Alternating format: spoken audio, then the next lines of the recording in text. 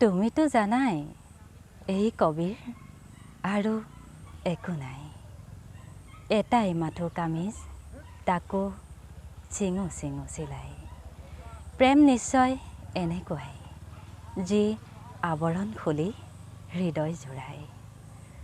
নমস্কাৰ সুগন্ধি পখিলাৰ কবি হিৰুদাক শ্ৰদ্ধাৰে স্মৰণ কৰি তেখেতৰে এটি কবিতা আবৃত্তি কৰিবলৈ আগবাঢ়িছোঁ কবিতাটিৰ শিৰোনাম তেজৰ আখৰেৰে ইমান অলপতে বিচলিত হ'লে তোমাৰ বাৰু কেনেকৈ চলে ইমান অলপতে বিচলিত হ'লে তোমাৰ বাৰু